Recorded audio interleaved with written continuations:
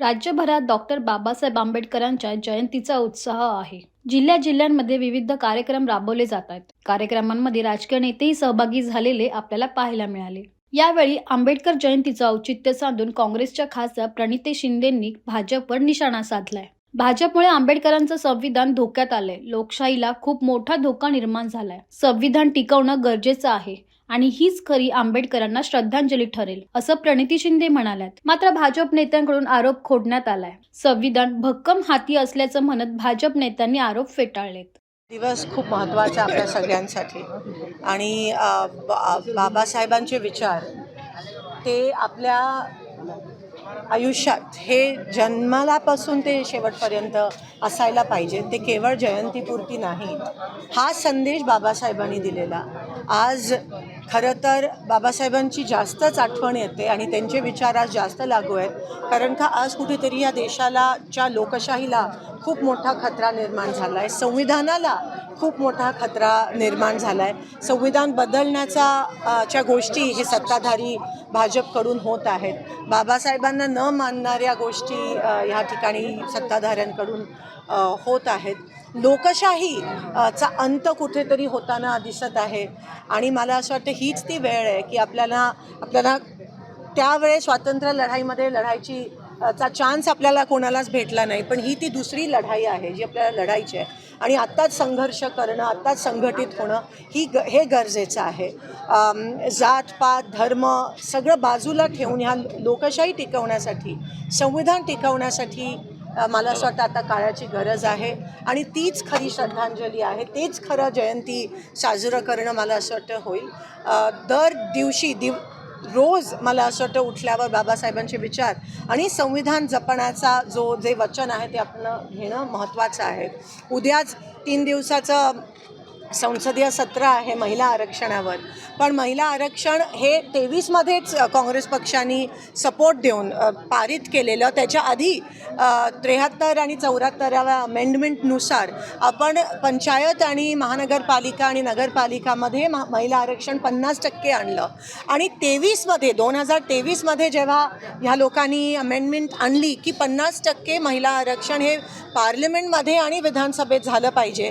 तर आज 30 महिने झाले. 30 महिन्यानंतर त्यांना जाग आली आणि आता नेमकं इलेक्शन असताना त्यांनी ही घोषणा केली. त्याने महिला आरक्षणाचं अमेंडमेंट ऑलरेडी पारित झाली आहे. हे त्यांना डिलिमिटेशन त्या ठिकाणी आणायचं आहे, सेन्सेस त्या ठिकाणी आणायचं आहे आणि हे किती असंविधानिक आहे. कारण का डिलिमिटेशन होण्याच्या आधी सेन्सेस होणं गरजेचं आहे.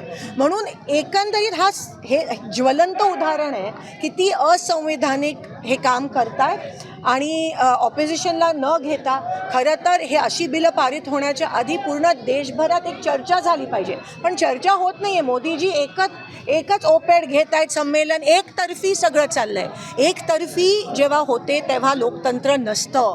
जेव्हा संवाद होतो त्यालाच लोकतंत्र म्हणत असतात. संवादात जी ताकद आहे जी आपल्याला बाबासाहेबांनी संविधानाच्या माध्यमातून दिली की लोकांमध्ये चर्चा, लोकांमध्ये संवाद झाला पाहिजे, ते पूर्ण नष्ट करून, ती प्रथा परंपरा नष्ट करून अलीकडे आपल्याला दिसते की मोदीजी फक्त एकतर्फी चाललं आहे आणि हेच लोकशाही समाप्तीचं कुठेतरी संकेत आहेत का काय. पण जोपर्यंत बाबासाहेबांचे विचार आहेत, जोपर्यंत आम्ही सगळे आहोत, जोपर्यंत काँग्रेस पक्ष आहे, बाबासाहेबांवर विचार करणारे लोक आहेत, तोपर्यंत आपण हे होऊ देणार नाही.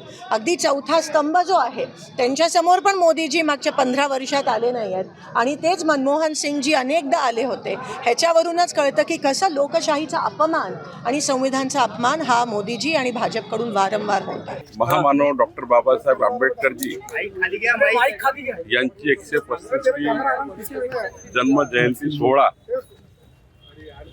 संपूर्ण जगभर, भारतभर अत्यंत आनंदाने, उत्साहाने साजरा होतोय. मी आज दीक्षाभूमीमध्ये महामानव डॉक्टर बाबासाहेब आंबेडकरजींना अभिवादन करत त्यांना कोटी कोटी अभिवादन केलं आणि आज नागपूरवरनं डॉक्टर बाबासाहेब आंबेडकरजीच्या नावाने एक टुरिस्ट सर्किट जे तयार झालं पर्यटन विभागाचं, त्या सर्किटच्या 2 बसेस आज या ठिकाणून रवाना झाल्या. यामध्ये दीक्षाभूमीपासून तर मुक्तिभूमी नाशिकपर्यंत, मुक्तिभूमी नाशिकपासून तर चैत्यभूमी मुंबईपर्यंत या 2 बसेस या ठिकाणी रवाना झालेल्या आहेत. कालही 2 बसेस गेलेल्या आहेत आणि यातून महामानव डॉक्टर बाबासाहेब आंबेडकरांचा विचार, सामाजिक न्याय, समता, बंधुतेचा विचार हा समाजाच्या प्रत्येक घरापर्यंत पोहोचवण्याचा एक पर्यटन विभागाचा प्रयत्न आहे. तसंच आज महाराष्ट्र शासनाच्या वतीने आज डॉक्टर बाबासाहेब आंबेडकरांच्या जयंतीनिमित्त सामाजिक सप्ताह आयोजित करण्यात आला होता. आज सामाजिक सप्ताहाचा आज समारोप या ठिकाणी आहे.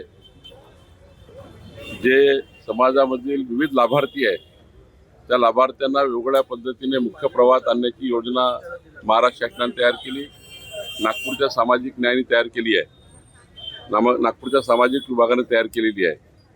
आजचा दिवस हा खूप पवित्र दिवस आहे. आजच्या दिवशी बाबासाहेबांनी जन्म घेतला आणि या संपूर्ण जगभर, देशभर एक लोकशाहीमध्ये आपण किती चांगल्या पद्धतीने नांदू शकतो हे ज्या घटनेने आम्हाला दिलं आहे. आणि या घटनेचे शिल्पकार महामानव डॉक्टर बाबासाहेब आंबेडकरजी यांच्या विचारावर विकसित भारत, विकसित महाराष्ट्र संकल्प पुढे नेण्याकरता आपण सर्व काम करतो. डॉक्टर बाबासाहेब आंबेडकरांच्या जयंतीनिमित्त आज पुण्यात गल्ल्या गल्ल्यात, महाराष्ट्रामध्ये गावागावात, देशभरामध्ये, शहराशहरात, संपूर्ण जगात सगळेजण उत्साहाने बाबासाहेबांची जयंती साजरी करत असताना फरक खूप झाला, परिवर्तन खूप झालं. फक्त बाबासाहेबांची अनुयायी जयंती साजरी करतात असं नाही. डॉक्टर बाबासाहेबांचे अनुयायी सगळेच आहेत. त्यांच्या जातीचे आहेत असं नाही. त्यांच्या जातीतल्या माणसाला, त्यांच्याबद्दल या माणसाला काय देऊ असं वाटणे की बाबासाहेबांनी उपकार केले. त्याला जातीयतेची मिळणारी वागणूक संपवली, आर्थिक समता मिळाली, शैक्षणिक समता मिळाली. त्यामुळे त्यांच्या जातीतला हा त्यांच्यावर श्रद्धा ठेवेल. परंतु या जगातल्या प्रत्येक भारतीयाने त्यांच्यावर श्रद्धा ठेवली पाहिजे, कारण त्यांनी लिहिलेल्या घटनेमुळे संपूर्ण जगामध्ये एक आदर्श लोकशाही आपण रुजवू शकलो. आणि त्यामुळे बाबासाहेबांनी जातीच्या विरुद्ध केलेला संघर्ष, विषमतेच्या विरुद्ध केलेला संघर्ष याची जाणीव जगातल्या भारतीयांनी ठेवली पाहिजे आणि ती ठेवली जाते. आज माझ्या घरी अनेक वर्ष बाबासाहेब आंबेडकरांची जयंती मी साजरी करतो. बौद्ध भिक्खू जेवायला येतात, बौद्ध भिक्खूंना वस्त्र देतो, हजारो लोक येतात. आता तसं मी जात मानतच नाहीये, पण लौकिक अर्थाने कोणी म्हटलं की तुम्ही कशी आंबेडकर जयंती करता, शिवाजी महाराजांची जयंती करतो, महात्मा ज्योतिबा फुलेंची करतो, बाबासाहेबांची करतो. महापुरुषांना किमान जातीमध्ये आपण डिवाइड करूया नको. महापुरुष सगळ्या जातीचे आहेत, सगळ्यांचे आहेत. डॉक्टर बाबासाहेब आंबेडकरांची ही 135वी जयंती आहे. 126वी जयंती ही संपूर्ण देशभरामध्ये बाबासाहेब, जगभरामध्ये, नॉट ओन्ली देशभरामध्ये, जगभरामध्ये त्या ठिकाणी साजरी झाली. आणि आज सुद्धा संपूर्ण जगभरामध्ये साजरी होती.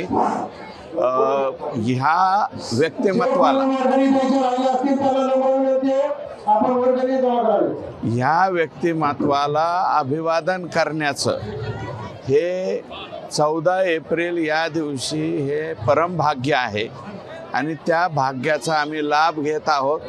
आणि आज जे काही या देशामध्ये चाललेले ते बाबासाहेबांनी लिहिलेल्या राज्यघटनेमुळे चाललं.